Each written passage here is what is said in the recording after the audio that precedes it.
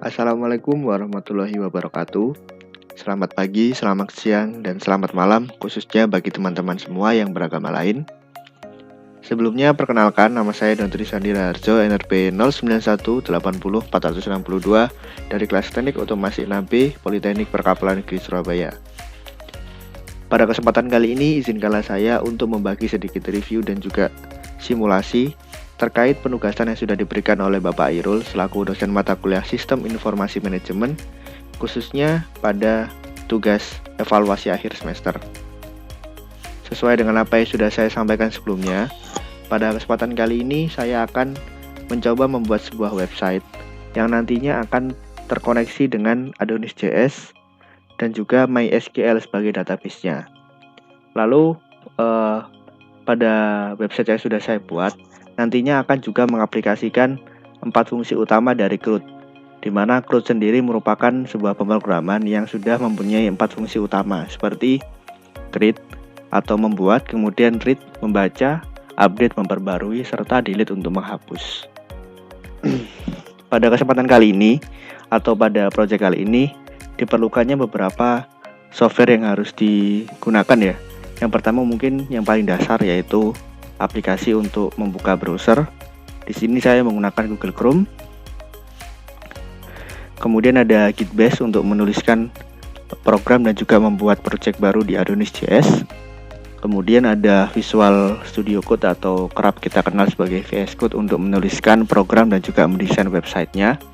Serta ada XAMPP sebagai aplikasi yang digunakan untuk mengaktifkan websitenya, yaitu MySQL dan juga Apache-nya ya. Kita akan menggunakan localhost-nya dan mengaktifkannya melalui XAMPP. Seperti itu. Oke, untuk menghemat waktu, langsung saja kita mulai reviewnya. Untuk yang pertama kali kita harus membuka Git-Bash terlebih dahulu ya. Karena di sini saya menggunakan Git-Bash, tidak menggunakan Windows Terminal atau Windows PowerShell. Maka yang perlu dilakukan adalah melakukan clone terlebih dahulu. Pada website GitHub yang sudah tertulis pada program pada video kali ini. Di sini terdapat tulisan error ya atau fatal. Hal ini dikarenakan karena sebelum saya melakukan percobaan pada video kali ini, saya sudah mencoba mengklonkan dengan alamat website yang sama. Maka dari itu muncullah error yang berupa already exists is not an empty directory, yang berarti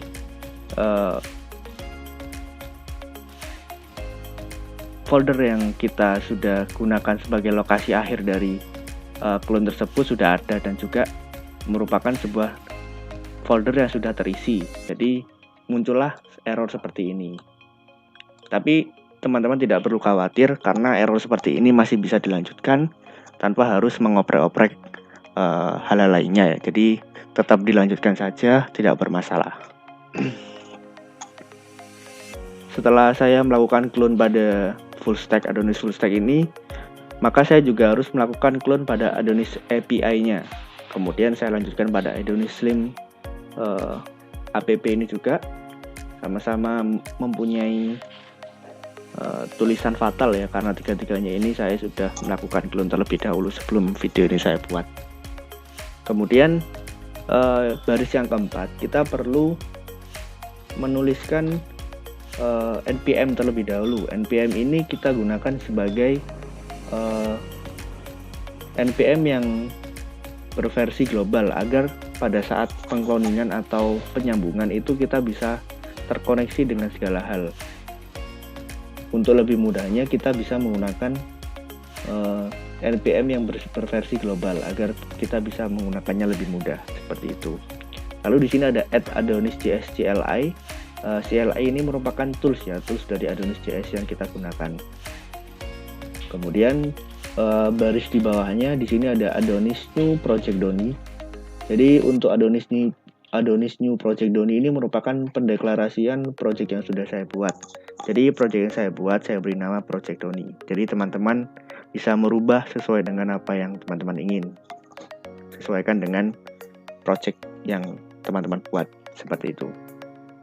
Jika sudah, maka akan muncul tampilan seperti ini. seperti ini. Jika sudah, maka teman-teman juga harus menuliskan kembali projectnya dengan cara Adonis new project Doni. Jika sudah, jikalau pada kesempatan-kesempatan sebelumnya atau proses-proses sebelumnya sudah dinyatakan benar, maka pasti akan muncul tulisan Adonis.js seperti ini yang diikuti 6 step di bawah ini. Nah, biasanya kalau teman-teman sudah melihat ke-6 step ini sudah dilaksanakan atau sudah sukses, maka akan muncul successfully create project, yang artinya project yang kita namai sebagai project Doni ini sudah bisa digunakan, tetapi belum tersambung pada server, seperti itu katakanlah. Jika sudah seperti ini, teman-teman kembali tuliskan nama projectnya, yaitu cd project Doni, kemudian enter. Kemudian ketika project ini sudah terdaftar, maka kita harus menyalakan servernya atau mengaktifkan server Adonis.js-nya dengan cara Adonis server min dev. Maka jikalau kita tekan enter, maka yang muncul seperti ini, server start seperti ini ya. Ini ada beberapa bahasa pemrograman yang bisa digunakan untuk untuk memonitoring Adonis yang kita gunakan, seperti itu. Lalu kita refresh saja ya. Ini adalah Adonis saya yang sudah saya sambungkan ya. Jadi Adonis yang saya buat sebelumnya sudah bekerja, maka akan muncul tulisan it works seperti ini.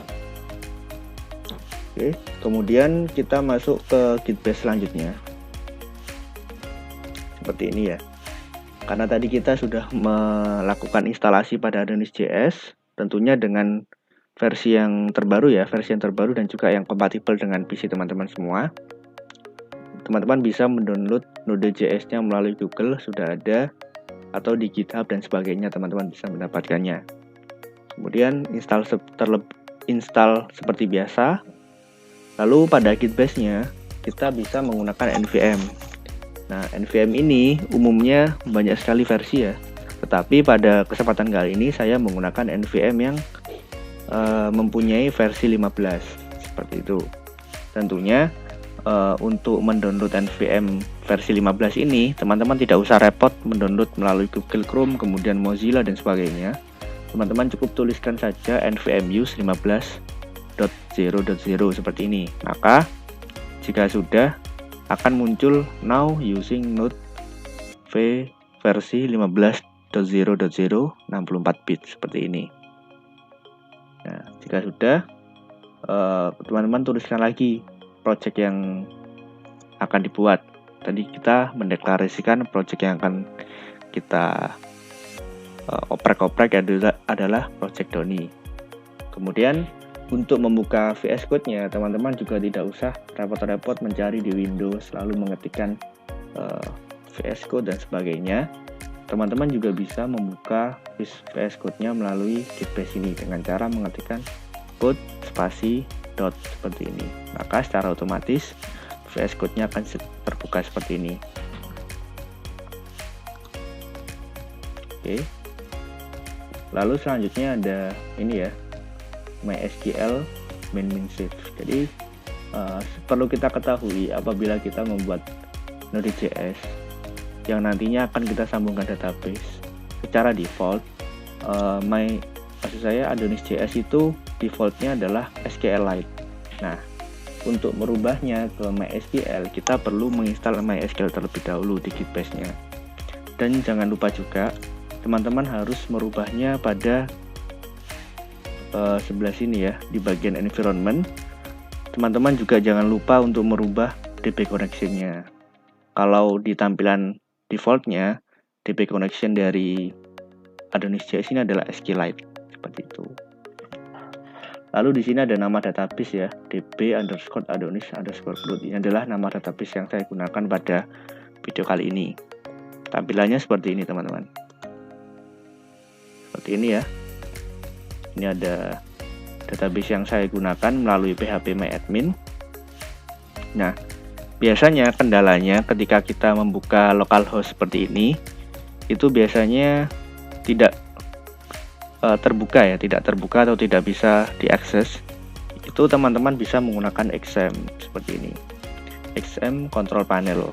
Nah, yang teman-teman perlu perhatikan apabila ingin mengakses localhost, teman-teman bisa melakukan klik start pada dua modul ini, Apache dan MySQL.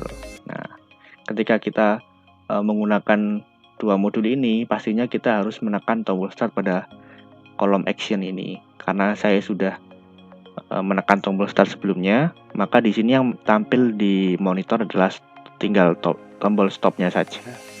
Seperti itu. Oke, mungkin seperti ini ya tampilan dari database-nya.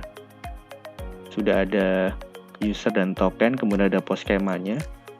Nanti kita akan bahas satu persatu melalui video kali ini ya. Kita minimize terlebih dahulu, kita masuk ke Git Bash. Ya, jika sudah, kita lanjut lagi ke program yang di bawahnya, yaitu Adonis Make Model Post Min Migration.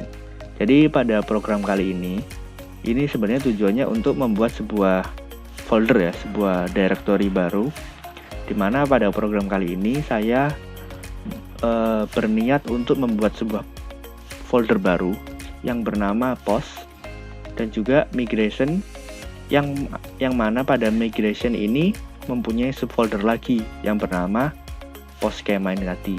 Jadi untuk peletakannya ini teman-teman bisa melihat pada VS Code-nya ya. Kita bisa lihat app/model/post. Ya, seperti ini ya. Ini sudah muncul post.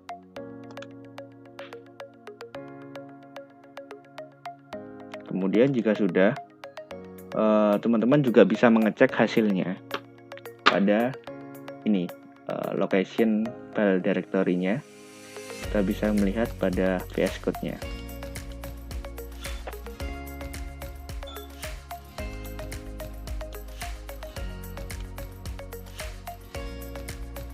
Ini ya, pada folder database, di mana folder database ini mempunyai subfolder migration seperti yang tertulis pada Git Bash. Kemudian dari folder migration ini mempunyai subfolder lagi yang bernama post schema. Seperti ini ya. Kita bisa melihat isi dari programnya, di mana nantinya pada website yang akan kita gunakan ini mempunyai dua buah kolom ya, dua buah ID kolom yang bernama title dan content seperti ini. Kemudian untuk token ini kita bisa melihat ya, ada beberapa integer yang akan kita gunakan. Tentunya dari masing-masing integer tadi mempunyai ID yang berbeda-beda. Lalu ini ada usernya. Oke, kita mungkin bisa lanjut lagi di bash-nya ya teman-teman. Nah, jika sudah, teman-teman tidak bisa membuat sebuah directory baru apabila kita tidak melakukan running pada migration-nya ya. Maka jika teman-teman ingin melakukan running, maka teman-teman bisa menuliskan program seperti ini. Nah, sekarang kendalanya, mengapa di sini terdapat tulisan berwarna merah yang artinya error? Karena pada saat itu saya lupa untuk melakukan save all pada perubahan program yang ada pada di VS Code ini.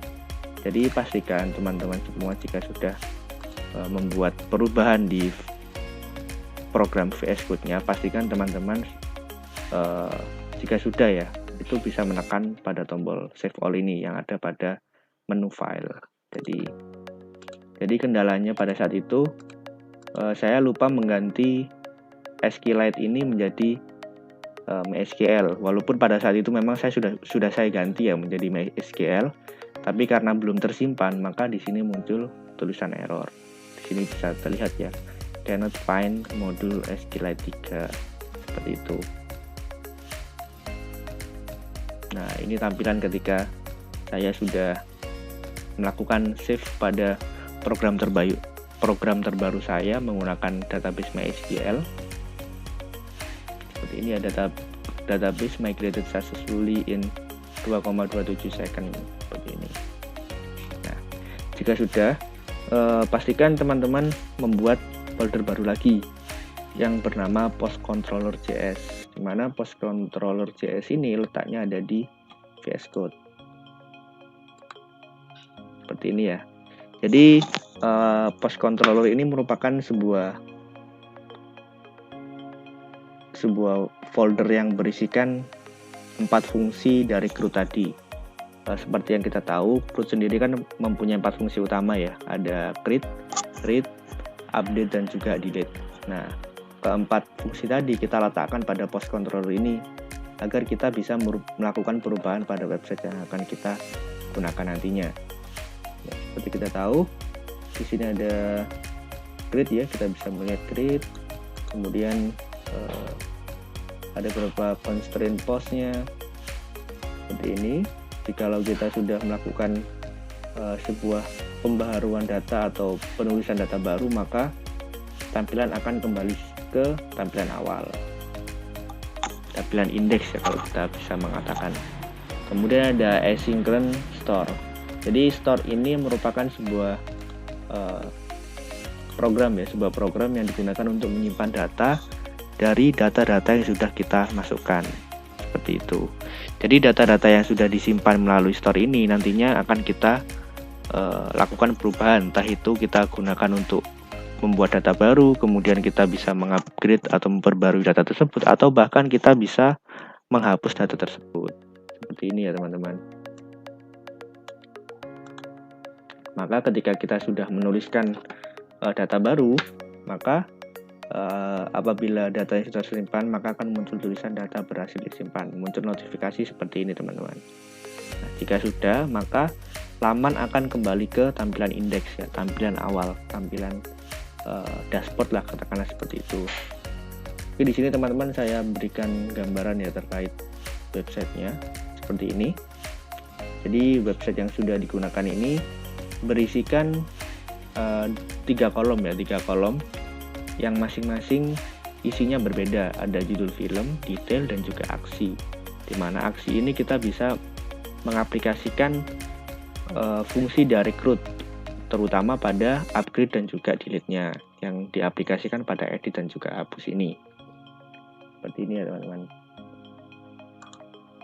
Nanti kita akan simulasikan di akhir video. Lalu jika sudah, di sini ada program untuk edit, sesuai dengan namanya edit ya. Kita bisa memperbarui data-data yang sebelumnya sudah kita simpan. Ya, kita bisa mengeditnya. Hampir sama dengan update seperti itu. Kemudian juga di sini ada session flash-nya, berisikan notifikasi ketika data sudah berhasil diupdate. Lalu jika sudah muncul notifikasi seperti ini, maka laman website akan kembali ke tampilan indeks atau tampilan utamanya. Lalu di sini juga ada delete ya, sesuai dengan fungsi utama dari CRUD yang terakhir, yaitu menghapus data atau delete. Jadi data-data tadi itu pastinya mempunyai ID tersendiri-sendiri ya. Jika sudah, maka pada program constraint post ini program akan mencari ID tersebut. Jika sudah ketemu ID-nya, maka program akan secara otomatis menghapus ID tersebut yang ingin kita hapus datanya, seperti itu. Oke, kita masuk kembali ke Geekbase. Tadi kita sudah masuk ke sini ya. Berarti selanjutnya kita membuat sebuah resource ya. Membuat sebuah folder baru yang ada pada resource, yaitu tampilan indeks ya. Sebelumnya sudah sering disinggung tadi ya di penjelasan video-video sebelumnya. Jadi indeks ini merupakan sebuah tampilan website ya, tampilan utama dari sebuah website. Nah, kita bisa melihat hasilnya pada resource di VS Code. Seperti ini. Kita bisa klik pada indeks ya. Nah, disinilah kita bisa mendesain dengan sesuka hati website yang kita gunakan atau kita tampilkan nantinya pada klien. Katakanlah seperti itu teman-teman. Di sini banyak sekali ya program-programnya. Yang di baris ke-13 ini kita bisa mendesain layout dari websitenya berbentuk kontainer. Kemudian untuk stylenya kita bisa memberikan margin atau jarak dari tepi atas ke tulisan itu setinggi 80 px. Kemudian div class-nya kita mendesain sebuah website yang berbentuk row ya, berbaris seperti itu. Kemudian ada beberapa alert sukses ya untuk menampilkan notifikasi tentunya. Menampilkan notifikasi, kemudian di sini ada nama dari dashboard dari website saya, data film ya. Kita bisa melihat di sini. Ini adalah nama dashboardnya, nama tampilan utama. Kemudian di sini ada baris yang ke-24. Ini sebenarnya baris yang cukup penting ya, karena pada baris yang ke-24 ini kita terfokuskan pada tambah film ya, ke tombol tambah film ini. Nah, katakanlah ini sebagai tombol ya teman-teman. Jadi ketika kita klik tombol tambah film ini, maka yang terjadi adalah tombol tersebut akan melakukan pemanggilan pada PostGrid ya, post.grid ini untuk membuat sebuah data baru. Nah, jadi ini itu program yang ke baris yang ke-24 ini sifatnya sangat terkoneksi ya. Jadi ketika tombol ditekan, tombol tambah film ini ditekan, maka secara otomatis ia akan membuka koneksi pada program PostGrid ini. Lalu di sini ada beberapa desain tulisan ya, berupa tulisan, judul film, detail dan aksi. Kita bisa melihat di sini ya tampilannya. Kemudian di sini ada program untuk ini ya, bagian aksi ya, bagian aksi. Di sini terdapat ada tulisan edit dan hapus. Sama seperti baris yang ke-24 ini, ketika kita klik button edit, maka button edit tadi akan memberikan sebuah instruksi untuk memulai program post edit ini. Kemudian ada post edit juga, sama seperti post edit ya, seperti ini ya teman-teman. Kemudian kita masuk ke Git Bash kembali. Sama seperti proses sebelumnya, di sini kita membuat sebuah directory baru yaitu grid, di mana grid ini letaknya sama, hanya saja peletakannya berbeda ya, di atas indeks katakanlah seperti itu, karena menurut abjad ya teman-teman. Ini adalah tampilannya, kurang lebih sama ya teman-teman ya, kurang lebih sama, sama-sama memiliki layout kontainer, mempunyai margin topnya 80 px. Kemudian di sini ada membuat program baru, yaitu untuk menginputkan kelas baru ya, dengan nama masukkan judul film. Ini adalah tampilan ketika kita mengisikan pada baris yang akan kita isi pada datanya, seperti itu.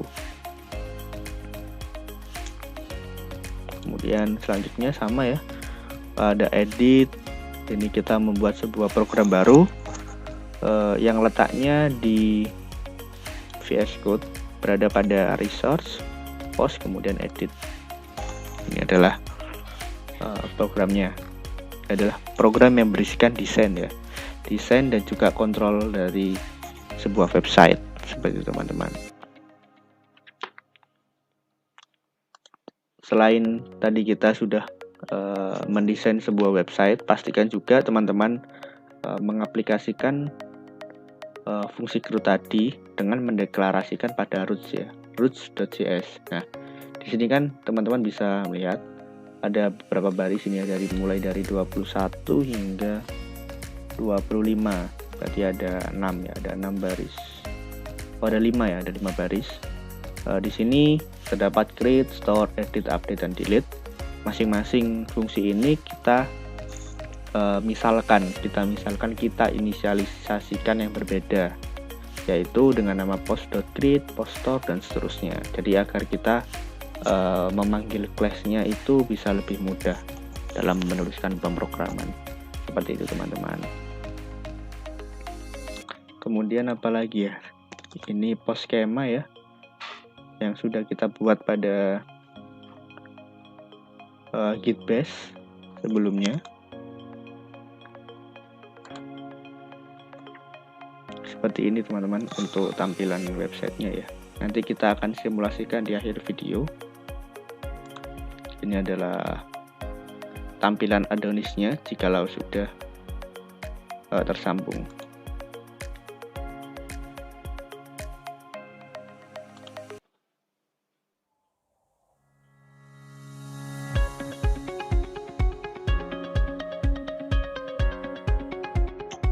Oke, kembali lagi di video saya ya.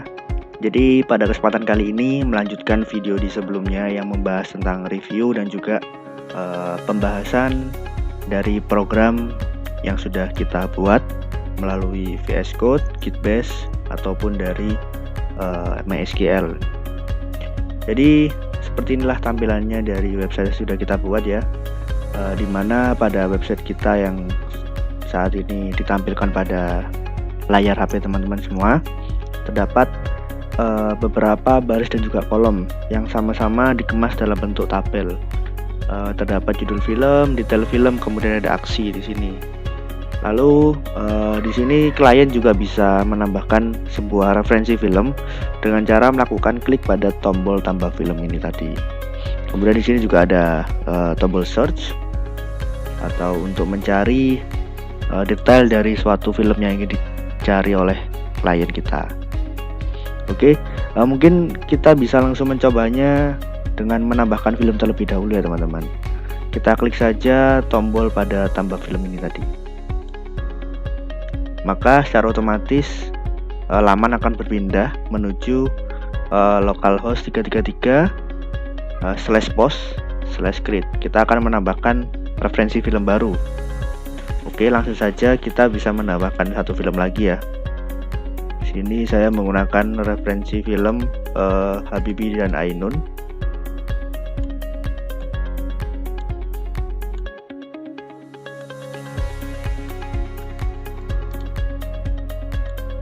Ya, seperti inilah tampilannya teman-teman. Jadi ketika kita akan menambahkan suatu referensi baru, maka kita harus menekan tombol tambah film yang ada pada tampilan indeks tadi. Kemudian jika sudah, kita harus mengisi kedua variabel ini ya, variabel judul dan juga detail filmnya. Jika sudah, teman-teman bisa lakukan klik pada tombol simpan ini. Maka secara otomatis film yang sudah kita tambahkan tadi muncul ke dalam database kita atau pada website yang kita gunakan saat ini. Seperti ini. Lalu di sini kita juga bisa melakukan sort ya, sort berdasarkan ini, kalau ini berdasarkan abjad ya. Jadi angka dulu kemudian huruf A, B, C sampai Z. Kita bisa rubah saja seperti ini. Ini dari abjad yang paling akhir ya, T kemudian menuju sampai Z. Kemudian di sini kita juga bisa merubahnya seperti ini ya, kurang lebihnya sama seperti judul film.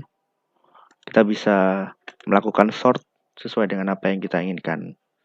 Oke, selain kita bisa menambahkan satu referensi film ya, tentunya kita juga bisa melakukan fungsi edit dan juga hapus. Dimana fungsi edit dan hapus ini kita adopsi dari fungsi utama dari CRUD yang sebelumnya sudah saya jelaskan. Jadi edit dan hapus ini merupakan sebuah pengembangan ya, pengembangan dari fungsi utama dari CRUD, yang mana kita bisa melakukan pembaharuan dari data yang kita simpan sebelumnya, atau bahkan kita juga bisa melakukan penghapusan data. Bagaimana caranya? Kita bisa sesuaikan dulu ya sama keinginan kita. Misal kita ingin mengedit, katakanlah seperti ini. Mungkin yang sini saya rubah adalah kita hilangkan kalimat yang kedua ya, seperti ini. Jadi kita akan menampilkan data yang terbaru, kontennya, yaitu berupa 2012 bla bla bla disutradai oleh Roland Emmerich. Kita akan merubah datanya. Ya, sudah berubah teman-teman.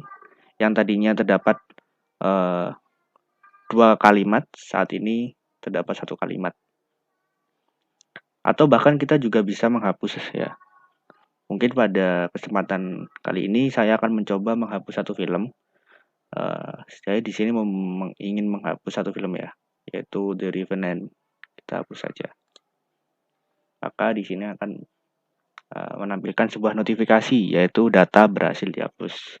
Kita cari the revenant, tidak ada ternyata. Kita refresh sekali lagi, tidak ada ya. Jadi data yang benar-benar kita sudah hapus, maka tidak bisa kembali. Bisa kembali dengan cara kita bisa menambahkan satu referensi film yang ada pada tombol tambah film ini tadi. Seperti itu teman-teman.